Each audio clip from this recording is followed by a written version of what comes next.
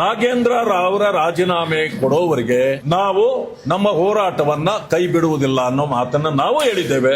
ಸರ್ಕಾರವೂ ಹೇಳಿದೆ, ಅವರು ಕೂಡ ಆಟಕ್ಕೆ ಬಿದ್ದಿದ್ದಾರೆ. ಏನಂದ್ರೆ ಯಾವುದೇ ಕಾರಣಕ್ಕೆ ನಾವು ನಾಗೇಂದ್ರ ಅವರನ್ನ ಕೈ ಬಿಡೋದಿಲ್ಲ. ಅವರಿಗೆ ಬೇಲ್ ಸಿಕ್ಬಿಟ್ಟಿದೆ ಅಂತೆ. ಬೇಲ್ ಅಂದ್ರೆ ಭ್ರಷ್ಟಾಚಾರಕ್ಕೆ licence. Bail is not a licence for the corruption. ಅವ್ರಿಗೇನು ಕ್ಲೀನ್ ಚಿಟ್ ಸಿಕ್ಕಿಲ್ಲ.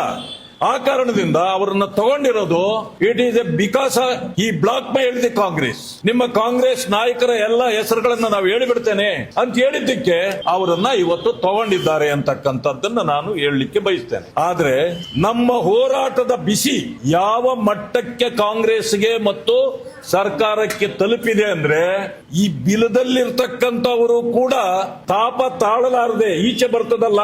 ಹಾಗೆ ಭ್ರಷ್ಟಾಚಾರಿಗಳೆಲ್ಲ ಬಂದು ನಿನ್ನೆ ಗಾಂಧಿ ಪ್ರತಿಮೆಯ ಮುಂದೆ ಕುಳಿತು ಬಿಟ್ಟಿದ್ದಾರೆ. ಅಂದ್ರೆ ಎಷ್ಟು ತಾಪ ನಿಮಗೆ ತಟ್ಟಿದೆ ಅನ್ನೋದು ಇದರಿಂದ ಗೊತ್ತಾಗತ್ತೆ. ವಿರೋಧ ಪಕ್ಷದವರು ಸಹಜ ಹೋರಾಟ ಮಾಡೋದು, ಯಾಕೆಂದ್ರೆ ಅಧಿಕಾರ ನಮ್ಮ ಕೈಯಲ್ಲಿ ಉತ್ತರ ಕೊಡ್ಲಿಕ್ಕೆ ಇರೋದಿಲ್ಲ. ಆ ಕಾರಣದಿಂದ ಹೋರಾಟ ಮಾಡಬೇಕು. ಆದ್ರೆ ಸರ್ಕಾರವೇ ನಿನ್ನೆ ಬಂದು ಗಾಂಧಿ ಸ್ಟ್ಯಾಚ್ಯೂ ಮುಂದೆ ಕುಳಿತು ಭ್ರಷ್ಟಾಚಾರವನ್ನ ನಾವು ವಿರೋಧಿಸ್ತೀವಿ ಅನ್ನೋದ್ರ ಬದಲು ಭ್ರಷ್ಟಾಚಾರಿಯನ್ನೂ ಕರ್ಕೊಂಡು ಬಂದು ಎಲ್ಲಾ ಭ್ರಷ್ಟಾಚಾರಿಗಳು ಸೇರಿ ಗಾಂಧಿ ಪ್ರತಿಮೆಯ ಮುಂದೆ ಕುಳಿತಿದ್ದಾರೆ.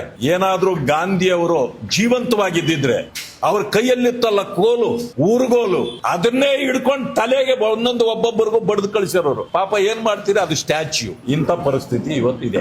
ಎರಡನೇದು, ದಲಿತರ ಮೇಲೆ ದೌರ್ಜನ್ಯ, ಕೊಲೆ, ಜಾತಿ ನಿಂದನೆ ಇಡೀ ರಾಜ್ಯದಲ್ಲಿ ಹೆಚ್ಚಾಗಿದೆ. ಹೆಚ್ಚಾದ ಈ ಸಂದರ್ಭದಲ್ಲಿ ನಾವು ಎಷ್ಟು ಮಾತಾಡಿದ್ರು ದಲಿತ ಸಮುದಾಯಗಳು ಬೇಡ್ಕೊಂಡ್ರು ಕೂಡ ಅವರ ರಕ್ಷಣೆಗೆ ಸರ್ಕಾರ ಬರ್ತಾ ಇಲ್ಲ. ಇಲ್ಲಿ ದೇವದುರ್ಗ, ರಾಯಚೂರಿನಲ್ಲಿ ದೇವದುರ್ಗ ದೇವಾಲಯ ಪ್ರವೇಶ ಮಾಡಿದ ದಾವಣಗೆರೆಯಲ್ಲಿ ಕಂಬತ್ತ ಕಟ್ಟಿ ಹೊಡೆದಿದ್ದಾರೆ ದಲಿತ ಅನ್ನೋ ಕಾರಣಕ್ಕೆ. ದೇವದುರ್ಗದಲ್ಲಿ ಮಹಿಳೆ ಅವರನ್ನ ಮತ್ತೆ ಲಿಂಗಸುಗೂರು ರಾಣೆಮ್ಮ ಅಂತಕ್ಕಂಥ 35 ಯುವತಿ ಆಕೆಯನ್ನ ಅತ್ಯಾಚಾರ ಮಾಡಿ ಮರ್ಡರ್ ಮಾಡಿದ್ದಾರೆ. ಶಿರವಾರ ತಾಲೂಕಿನಲ್ಲಿ ಅಶ್ವಿನಿ ಎಂಬಾಕೆ ಬಹಿರ್ದೇಶಕ್ಕೆ ಹೋಗಿದ್ದನ್ನ ನೋಡಿ ಆಕೆನ ಹಿಂದೆ ಹೋಗಿ ಆಕೆನ ಎಳ್ಕೊಂಡೋಗಿ ಅತ್ಯಾಚಾರ ಮಾಡಿದ್ದಾರೆ, ಸಾಯಿಸಿದ್ದಾರೆ. ಆದ್ರೆ ಸರ್ಕಾರಕ್ಕೆ ಕಣ್ಣಿಲ್ವಾ? ಗೃಹ ಇಲಾಖೆ ಏನ್ ಮಾಡ್ತಿದೆ?